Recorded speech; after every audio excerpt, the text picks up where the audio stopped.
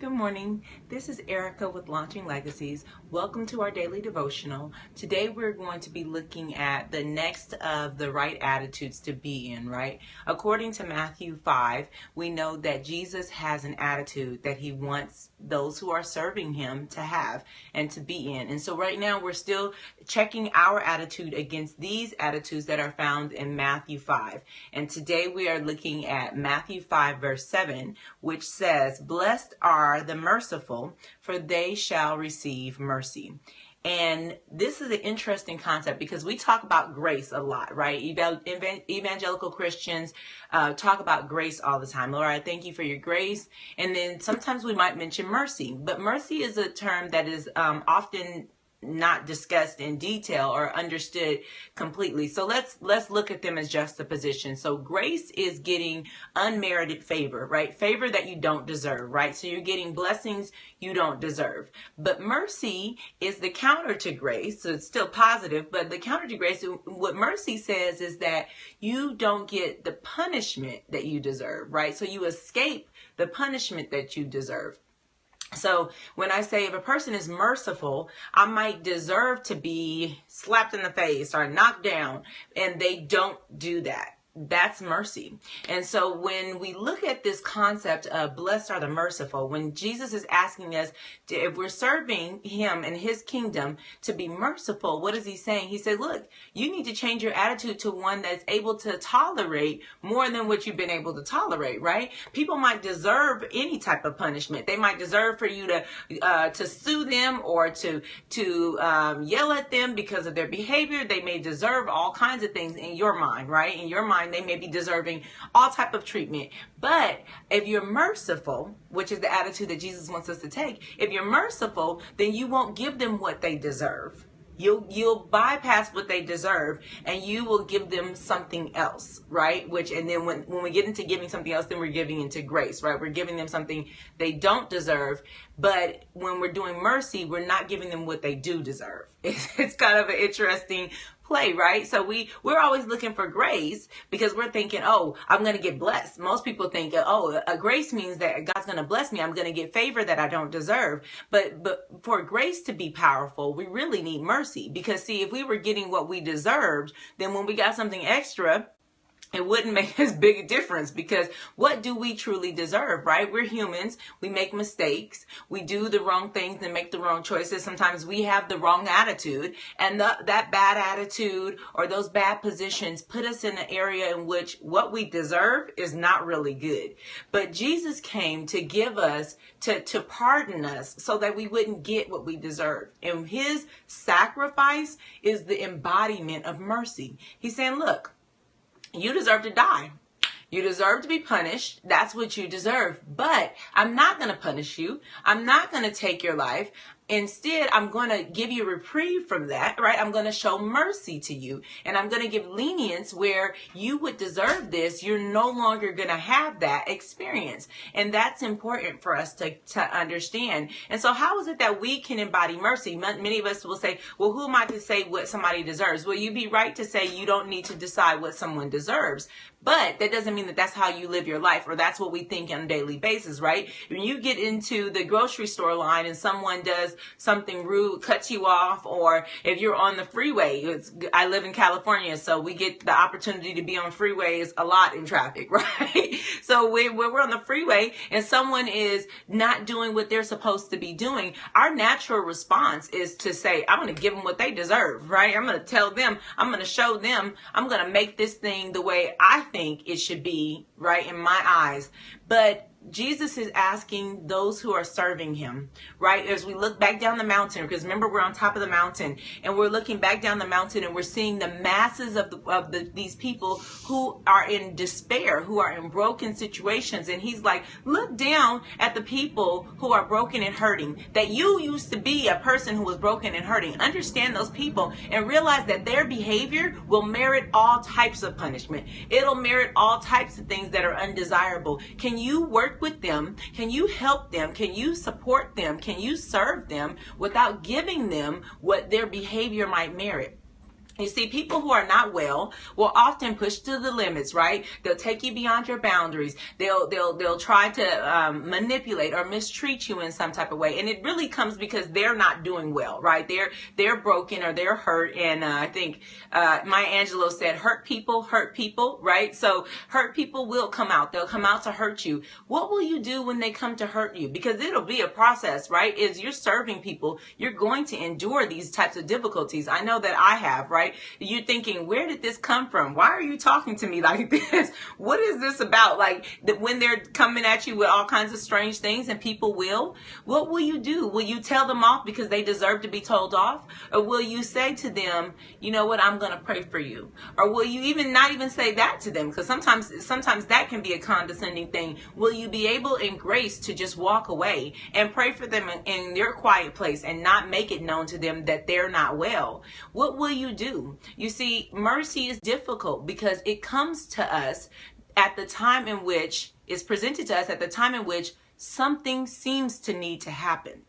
And mercy asks us not to take the action that we normally would take. It's a huge attitude check. It's a huge one, right? Because people are often thinking, the issue with the world is that people are not straight enough. They're not directed enough. They're not to it enough.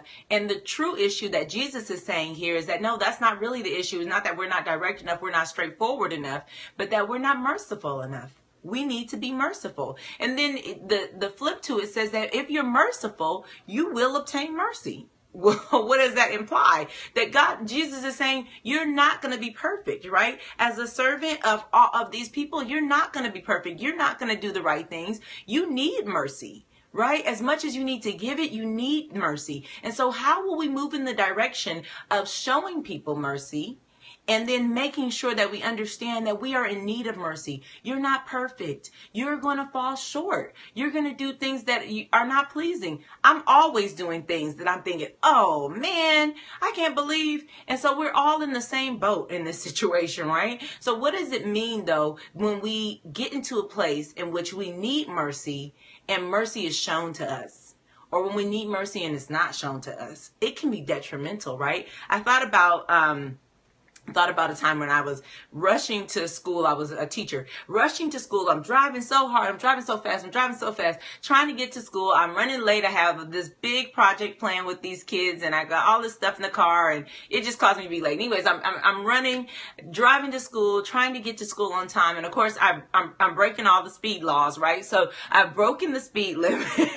I've broken the speed limit, which is not advisable. I don't want to advise anybody to break the speed limit, but I've done it. So what happens when you break the speed limit and a police officer catches you on their radar or whatever their use of tracking your speed is? So they catch me and he pulls me over, and it's the worst thing, right? Because I know what the punishment is if you break the speed limit. The punishment for breaking the speed limit is that you get a ticket. And I was so flustered by the time that this officer, because now I'm even more late, right? Now I've got to talk to him about why I'm running late. I'm running late. I'm trying to get somewhere. Now I have to have a conversation with this police officer about why I am speeding so much because I'm late, and it's not favorable. Anyhow, I pull to the side of the road, right? And the officer comes, and I'm so flustered because I really want to do this wonderful thing for these students, and it means I need to be there early enough to set everything up because it's kind of like a surprise type of thing. Anyhow, the police officer comes to the door. He says, well, where are you going? That's always the question, right? Where are you going? And do you know how fast you were driving? And all those things come. But that's the first question he asked me. And I have my teacher's badges and all that stuff on, whatever identifies me as a teacher. And I said, I'm going to the school right down the road. I'm so sorry. And I'm all flustered, and I'm explaining to him what happens. And he sees that I'm flustered, and he lets me off with a warning.